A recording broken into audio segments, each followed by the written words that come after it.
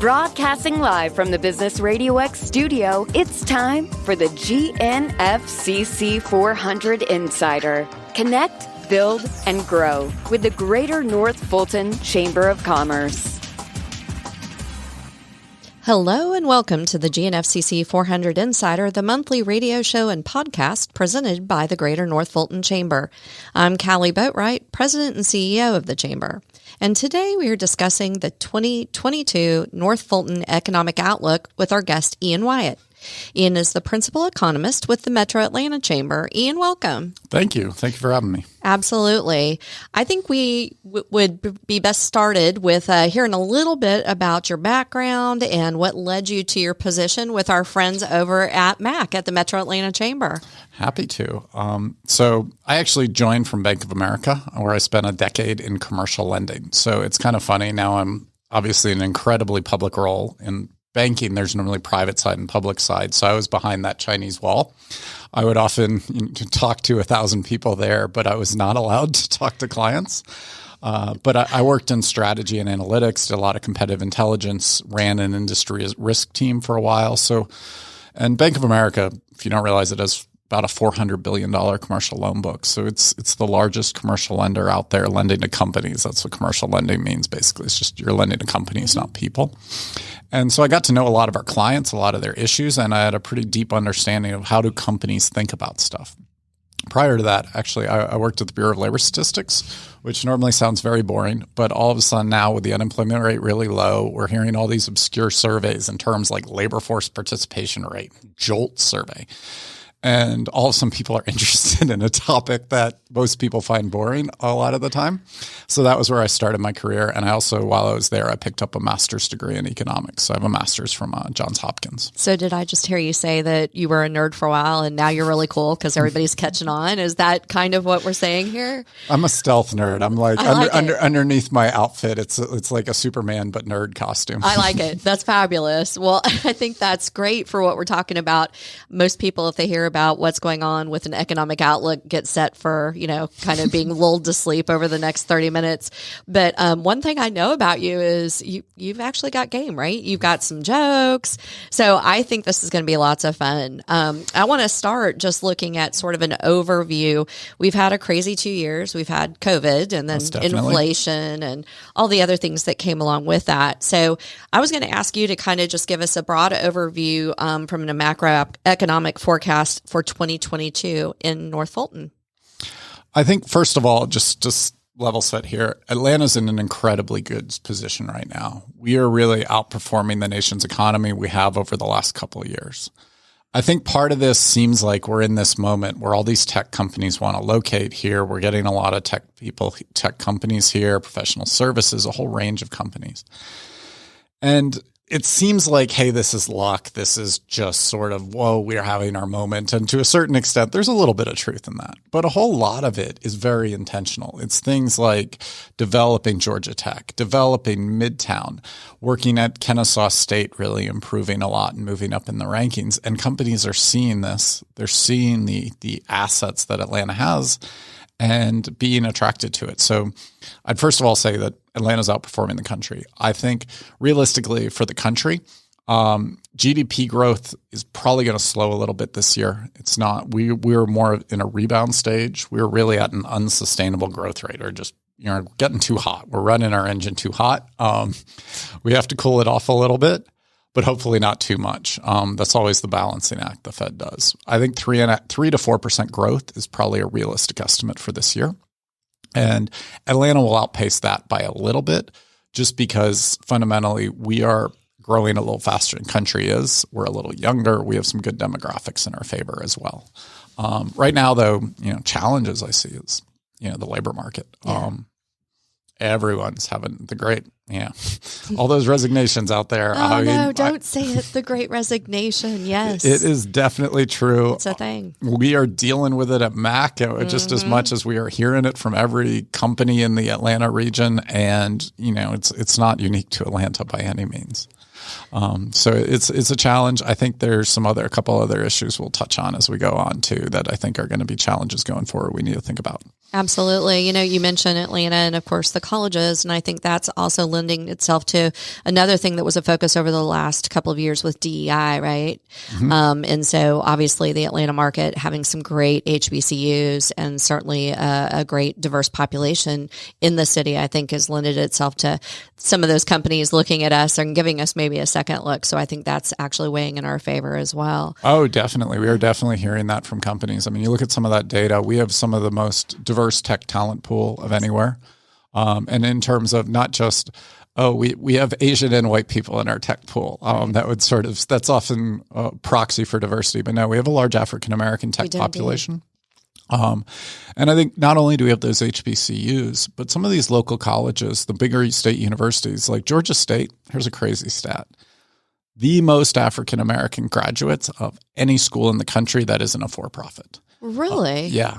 Number one. So, I often tell companies, they're looking at Morehouse and Spelman. They're great schools. Our HBCUs are amazing schools and they're recruiting there. I said, look at Kennesaw State. Mm-hmm. Look at Georgia State. You'll get a lot of kids who work their way through school, gritty kids. So I think there's a lot of tech talent here, and you just need to look a little broader than some companies have been.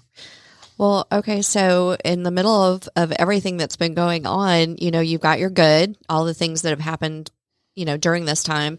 And then you've got inflation. And I hear a lot of people, both, individuals and companies talking about that right now. Can you maybe cast a light on what you think is going to happen this year? Maybe level set where we are now? Yeah. So we were at about, I can't remember what the race number is, 6-7% as a country in inflation in the last time. And Atlanta was at 9.8 of any metro area. We had the highest inflation. So 9.8, which is a crazy number. We don't want to win that stat. No. Not an area we want to win. I think Phoenix is up there with us. Basically tied. They were at 9.7. That's not really a real difference numerically. Mm-mm. I think there are a couple of things going on there. Why is Atlanta outpacing the country? One, we've outpaced it in terms of job growth. So the Fed probably would have raised rates if the country looked like Atlanta. We are doing better in unemployment than any of our peer markets by probably a full percentage point. So what that means, though, is the labor market's tighter. It's harder to find people. So you raise salaries, and then you're going to have to raise prices to pay for stuff. So that's some of it. I think one of the big pieces I really do worry about, and this is a national problem too, and Atlanta's much better than the nation in some ways, is housing affordability. Okay. We really have had deterioration in housing affordability. Buying a house in Atlanta, the Atlanta Fed publishes this cool index, super interactive. I recommend going to the website. You can go down to a county level, and they'll say, can the median person afford a median house? And Atlanta basically is right on the cusp of not being affordable. No area west of Texas would they consider affordable. Literally not a single metro area west of Texas. Goodness. And Austin, Dallas, Houston also fail that metric. So the point is we have deterioration, but relatively speaking, we're still relatively affordable, but we want to maintain that ranking. That's a big thing getting companies here. I mean, well, you move here, you have a decent lifestyle, you get to, live near a golf course, have a nice house, all those kind of things that you couldn't afford in New Jersey or San Francisco or wherever you're coming from. And I think it's getting a bit weaker. And so part of what we need to do, we just haven't built enough housing since 2008. We aren't even close to what we were building back in the 2000s. Yeah, that inventory issue certainly is a real thing. But, I hear people all the time saying, how much their homes have gone up, the investment in their homes, of course, which if you have a home currently, you're looking at and thinking you've just won the lottery. The problem with that is that going to go back? I mean, I've heard different folks talk about different things. I think most frequently what I hear is we're finally level setting with the rest of the country because Atlanta has always been a good deal for buying a new home. We're getting a little closer to the rest of the country, but I don't think we have to be the same as the rest of the country. Right. I think we aren't making the same mistakes like California's property tax initiative from the 80s that basically really disincentivized localities from approving housing. And you look, my cousins live in the Bay Area. They live in Palo Alto. My first cousin. It's a nightmare if you grow up there trying to stay there unless you get some job at Google paying you, $500,000 a year. One of my friends is an orthopedic surgeon.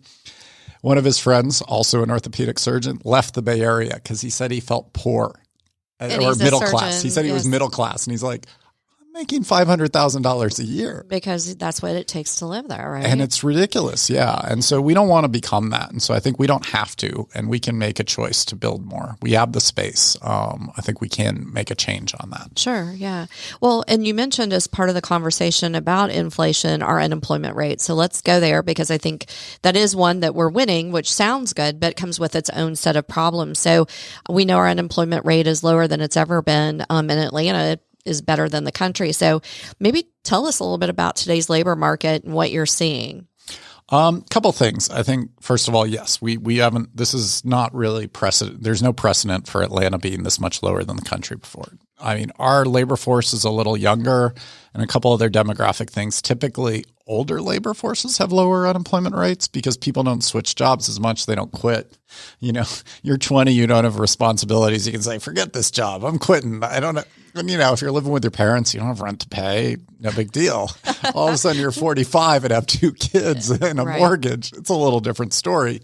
And it just is the nature of being older. People tend to switch less. I mean, so yeah, it's we should be, in fact, a little higher. Our natural rate, you'd call it the natural rate of unemployment, should be a little higher. In fact, we're lower. And it just shows you how hot right now Atlanta is. And also, actually, not as many people here left the labor force as other states. So, you know, they always talk about, you know, how many people quit the labor force. And a lot of older folks did around the country. I don't know how many of those are coming back. We do have issues with, say, middle-aged women. A lot of them left. I mean, it's not huge, but it was enough where it mattered. And obviously there, I think we really need to deal with some of the childcare challenges. And younger men, and they are coming back. The population where I'm hearing from some employers where there's opportunity is those teenagers. Mm-hmm. For a long time, 16 to 19-year-olds, you look at the long run trend back in the 80s and 70s, a lot of them were working. They were, you know, working at McDonald's or whatever else. And a lot of them now, you know, partly this reflects what employers and colleges are looking for. We'll do like maybe the unpaid internship or whatever enrichment thing in summer, but they're not, you know, doing the burger flipping traditional job. What we did. Yep. I worked 100%. at Little Caesars for me. I made pizzas. Yeah. So it is there, but the rise in wages there we're seeing, I think there's a little more cynicism about the value of college we're seeing now. And those kids are working. But the other problem we have is fundamentally demographics. We've had a lot less immigration in the last few years. And the number of, you know, 18 to 22-year-olds, like people basically in college, the prime college years, they're smaller than the group before them, you know, and the group before that, you know, the millennials are a bigger generation than Gen Z. Right. And so, you know, the number of graduates we're getting each year, and then we have formerly our biggest generation. I guess a few have passed away, so it's no longer the biggest generation. The baby boomers, they're in those prime retirement years, so we need to replace them with those younger folks, and we just don't have enough of them realistically. Yeah, and I'm in that Gen X pool that if you look at, it's smaller than certainly the group before it, the baby boomers, and you know the silent generation or the generation before that was so large, you know, each year it gets smaller. It's hard to replace that many people. And I think that's what it gets at. I will also assume, since you said middle-aged women are, you know, dropping out of the labor market, you know, we've heard for the last year and a half about the she-cession, right? A lot of women who are having to do that because of the childcare situation. And I know you've got some stats around childcare too. I mean, we're really nationally in a bad place from a childcare standpoint. Yeah, I think the number is about 110,000 fewer people are working in childcare right now. I have a 5-year-old and a 9-year-old. Yeah. I feel this pain. I remember for a while when they were younger, my wife and I always called childcare our other mortgage because it really was on par with what we pay on mortgage. I think a lot of people who don't have kids in that younger bracket don't quite realize what a stress it can be financially. Yeah. Well, and I think if you've got 110,000 people fewer in that doing that job, right? Doing childcare, then someone has to do it. Ergo, the dropping out of primarily women, which is plays out with what we're seeing as well. So let's talk about what's growing and what's not growing as it concerns job growth, right? So you mentioned, technology industries coming to Atlanta. Here in North Fulton, of course, our focus, a lot of the companies up here, technology, fintech, healthcare, that are growing by leaps and bounds, but others aren't. Can you maybe talk about job growth and how it's been affected by COVID, and even now coming back out of that? Yeah, I think one of the areas, obviously, we've seen the number one thing in here is transportation, warehousing, we'd call it. But, all those Amazon fulfillment jobs, all those different warehouses, that huge boom we've had in demand for goods versus services means a lot of warehouses, the huge boom in demand we've had for online shopping. And people don't realize it, but Atlanta's way further west than most people realize. This is a weird stat. We are actually west of Columbus and Detroit. We are west of Detroit. You wouldn't look on a map and think that, but if you look carefully, you realize it. Because the East Coast, I hadn't really thought about this for a long time until I started looking at a map and realizing, the East Coast isn't north-south. Boston is massively east of us. Yeah, it is. And what that means is we're actually really well positioned for the Midwest, as well as the South, as being a huge logistics hub.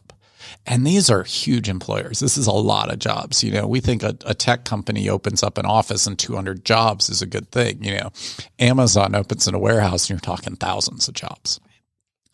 And the thing is, too, we have great port access here. Port of Savannah, of course, is actually another weird stat here. The third largest port in the country after LA and New York comes Savannah. And you ever ask someone that question, they'd look at you like you were crazy. They're like, wait, Savannah? And so it's the only time you'll ever hear Savannah in the same sentence with LA and New York too. So there's that. Yeah, it's kind of an amazing stat. And with all the problems in LA, all these shippers are looking to alternatives. And Savannah, with the growth in the South in manufacturing, whether it's up in Greenville, Spartanburg, the BMW plant, you drive down 85 there, all the way, along the 85 corridor into Alabama too. And of course, we're in the middle there. Right. And yeah, we are seeing that those are some huge employers. And so definitely the logistics hub nature of Atlanta. That's how we started as a city. We're a railroad hub. That's right. So we're a railroad hub. We have 3 highways here. We have the second largest airport in the world after Beijing. We were first. I know. How'd they take that? 1 billion COVID. People. Yeah. We can't compete with 1 billion people. True that. On that. But we're pretty close to them. Yeah. We don't exactly have 1 billion people in this country. Yeah. And the Port of Savannah. So you put all those together, and where we are geographically, we're a really logical logistics hub.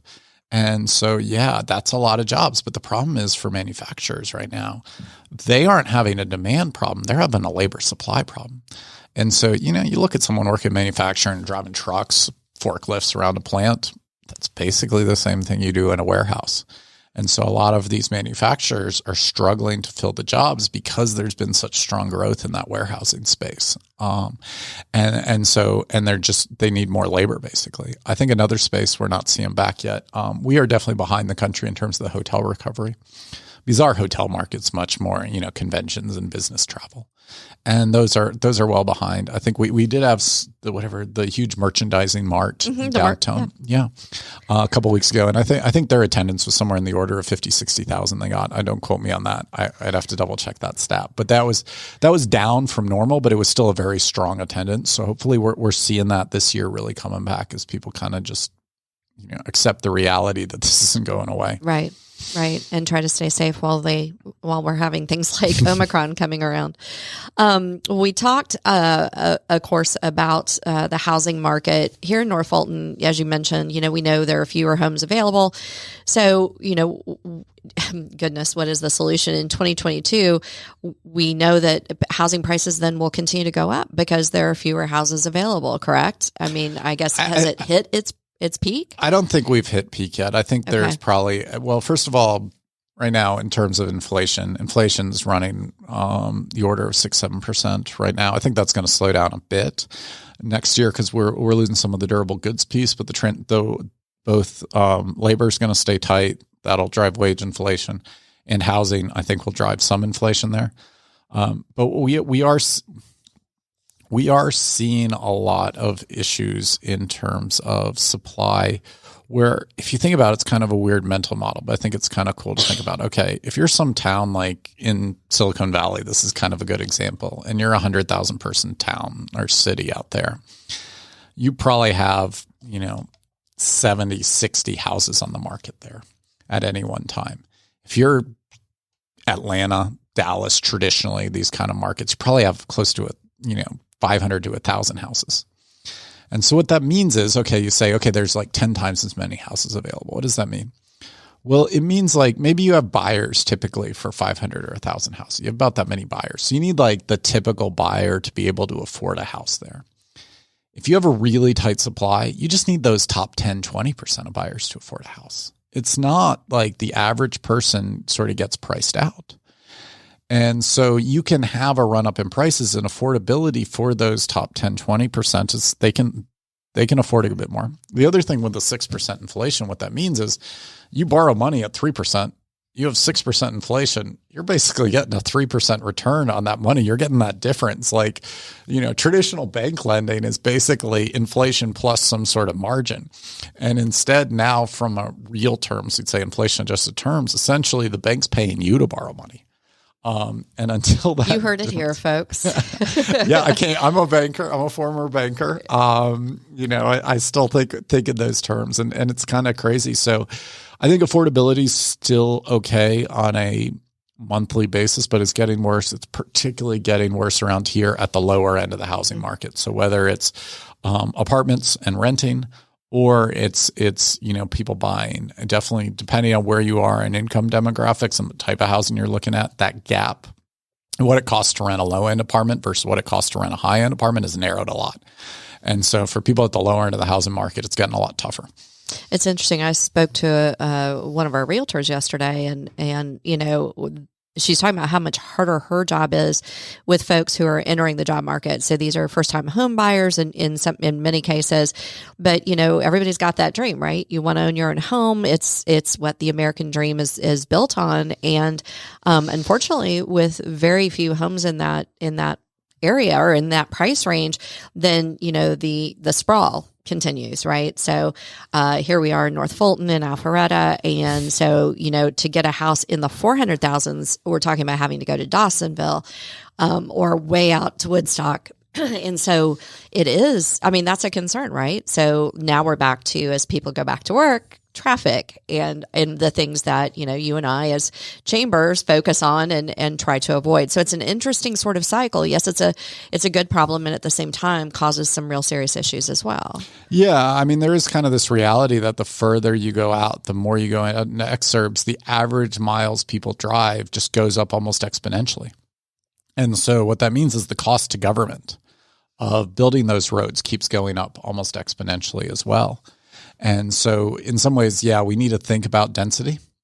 We need to think about, people think of density in terms of building big apartment towers. It doesn't have to mean that. You look, some of the densest neighborhoods in the U.S. are just basically row houses. DC is a great example. Yeah, that's my hometown. Yeah. Well, I grew up in Fairfax County, but Northern Virginia. I know DC well, and yeah, a lot of there's a lot of density with row houses and town. The modern version is basically townhomes, and we can build that and think about how do we think about cutting people's commutes down, getting stuff where everything they need, whether it's schools and everything else. And the other thing I believe in, and this will be a little bit of a heretical view up here in North Fulton, is street grids and connected streets. That, we can't have every single neighborhood have dead end streets, because the problem is, though, once you have one cut through, everyone takes the one cut through. If you live somewhere with a street grid, which, DC is, and plenty of other places I've lived, when every street's a cut through, it works. The problem is you sort of end up with one extreme or the other. And then that ship has sailed, my friend. Yes. Yeah, we can't really retrofit a street grid onto North Fulton. That's really hard to do. I don't think that's going to be happening up here.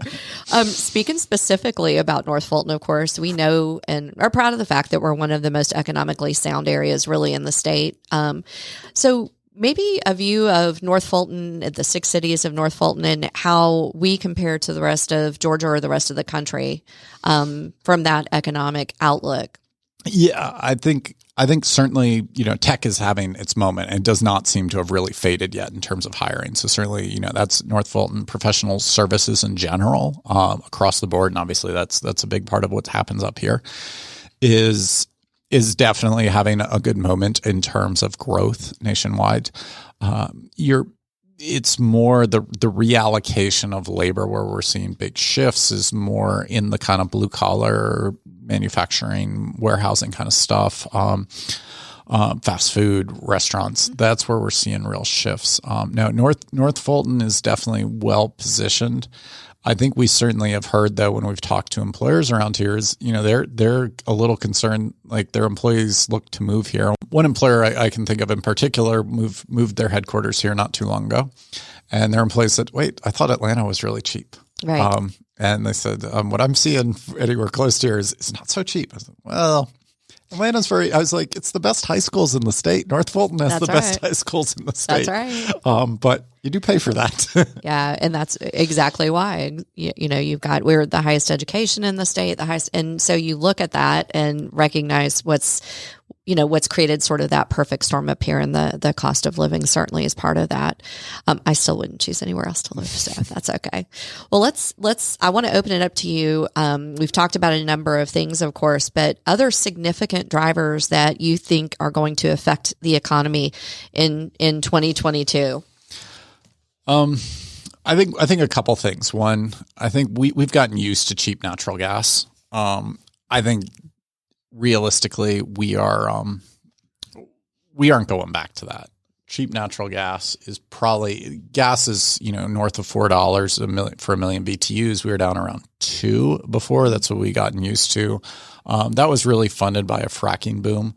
Partly not just gas fracking, like they're frack for gas in somewhere like near Pittsburgh, right, but also the oil fracking out in West Texas, because a lot of times they pull up gas with oil. And so they don't even have to be drilling for gas. They're not even have to make money on the gas. The gas is just a co-product, something that they make money on. But realistically, a lot of what investors got burned really badly a few years ago in that space. And they're not coming back in terms of drilling in the same way.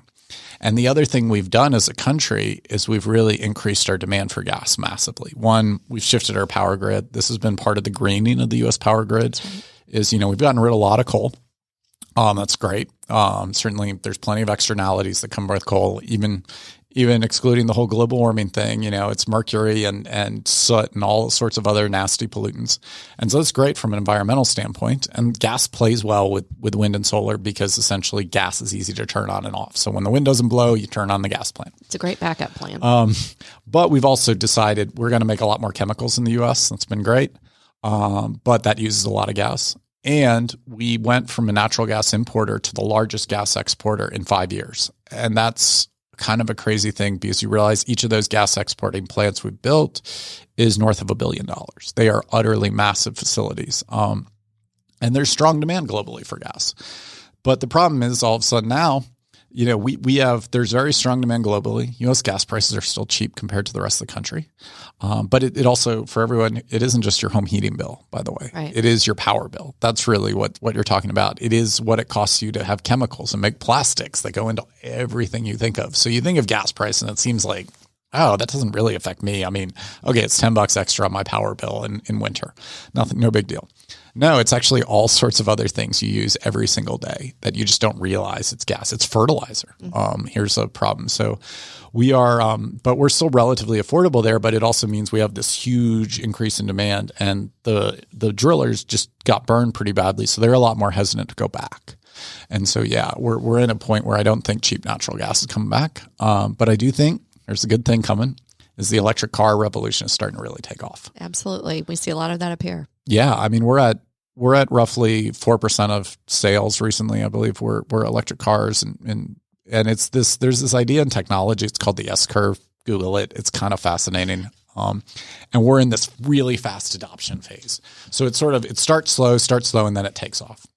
And the reality is, there's a whole bunch of cool vehicles coming out this coming year. I mean, I'll certainly hype Rivian.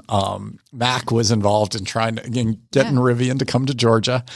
We're very proud of that. You watch their reviews on YouTube. They seem like some damn cool pickup trucks. Kind of the reviewers say it's not quite a Wrangler off-roading, but it's better than an F-150, which I'm like, that's some serious praise. And so, but also honestly, the F-150 Lightning is coming out, has very strong interest. It's getting into, the biggest selling vehicles in America. And the reality is, we are very well positioned in the auto supply chain here. The auto supply chain really runs from Alabama up to Detroit and Ontario, Canada there, like Windsor, and over to South Carolina where, BMW, everyone knows BMW in Spartanburg. Right. And you say it kind of surrounds us. We've got the Kia plant down on the Alabama border, but we don't have that big a piece of that supply chain. And the reality is when you look at it, these vehicles, it's a totally different technology. It means all those metals, you think of all those metals parts that are super precise in a car and all the lubrication, all those things happening and all those gaskets, they're all gone. That's right. They're not needed. And so it means all these plants are obsolete, but you need a whole new array of battery plants like that SK plant we're putting up on 85 north here. Yeah. And so, Georgia has an opportunity in particularly to push some of the benefits of, Atlanta, our strength in Atlanta to those rural areas that are struggling a lot more in the state and trying to get that into down closer to Savannah. Although Savannah's having a great moment thanks to all the warehouses they're building. Yeah, absolutely. With the port there, which we've already mentioned. So that makes a huge difference. Yeah, but I think, getting down towards Macon and Augusta and all those places and further south in the state there is an opportunity, as well as Northwest Georgia, to really spread the benefits. I think here, what we'd see here though, what's North Fulton, is, the programming, what goes with it, all the software that comes with it, a lot of those things, and a lot of the engineering. It always pays. You see Tesla moved, Tesla's original headquarters was Palo Alto, basically on the one side of the Bay Area. On the other side of the Bay Area, they put their first plant, Fremont. They've now moved their headquarters to Austin, and they're putting a plant outside of Austin. Really innovative engineering companies oftentimes have their plants and their manufacturing process really close to their headquarters. Now, typically you're going to want to put them not in the same place because you tend to have a different labor market. But we can be that piece. North Fulton's more that other piece of the labor market where we can get some of those technology, those engineering jobs here. Absolutely. No, and we are proud to be part of the electric vehicle movement with the largest live track from the airport up through Alpharetta that is now functional. So it's amazing to us as you see the growth in this and how fast the need is coming, and certainly the car dealers have embraced that. I mean, as evidenced by Ford coming out with a truck that's an electric vehicle, and of course you mentioned Rivian. So yeah, Ford is and they announced their F-150 Lightning. That's their electric one. And then they basically got asked for reservations, and then the reservations were really strong, so they doubled production plans, and then they doubled them again. Yeah. And so we're seeing all these different dealers. I think the challenge will be for dealers is the promise of electric vehicles is less maintenance because you don't have all those moving parts. Well, and less cost in gas if you drive a truck, less cost in gas. So we'll see. That's where the dealers make money. Dealers don't make money on selling; they make money on financing, and they make money on maintenance. So we'll see how much that plays out. I think the dealers might be a little nervous on this. But it also changes the labor market supporting any type of automobile, right? Because you've gone from, as you mentioned, the gaskets and the parts that need oil and all those things to now it's a computer, right? And that's literally, it's a technology expert who goes in, runs the computer and checks everything, so that the market then has to be retrained and upskilled, and that looks different. So you're talking about something that shifts our economy, but also shifts the culture of the type of job. Oh yeah. I mean, the skill you're going to need to maintain electric cars is different. And you think like the biggest risk you have with an electric car is burning your hand. I mean, with a regular car is burning your hand when you're a mechanic or something. Right. With an electric car, you got to electrocute yourself. Yeah, true. So it is something where you really need to be well trained. You need some good skilled people, and we're going to have to transition a lot of workers. At the same time, it's still like tires are still tires, brakes are still brakes. Right. The bodywork's still going to get in accidents. Absolutely. So there's still a whole lot of the car is not changing. Well, Ian, you have been very entertaining for an economist, and I'm not sure. I think that's a compliment. It's meant to be one. I have enjoyed our conversation very much, and I'm sure others are going to want to follow you or connect with you. Can you just tell us where we can find you, maybe website, social media? What's the best place to look for Ian Wyatt? So I am Ian D. Wyatt on Twitter. And feel free to follow me there. We'll also put out emails with Mac and stuff. We're plenty of stuff at Mac we're putting up on events. And, we love partnering with the Greater North Fulton Chamber of Commerce. They're great partners in development here. We really look at ourselves as a team trying to pull companies and jobs and help grow this area faster and fairer. 100%. No, we appreciate our relationship with y'all as well. And you guys have a great team. So it's good when you can collaborate and benefit everybody. And I think that's what we do. Ian, I appreciate you joining me today. I have enjoyed it. As I mentioned, I also want to thank all of our listeners for joining us on the GNFCC 400 Insider presented by the Greater North Fulton Chamber. To listen to this show again or to hear any of our previous episodes, visit GNFCC400insider.com. To find out more about the Greater North Fulton Chamber events and programs, you can always visit GNFCC.com. Until next time, I'm Kali Boatright, and this has been the GNFCC 400 Insider on Business Radio X.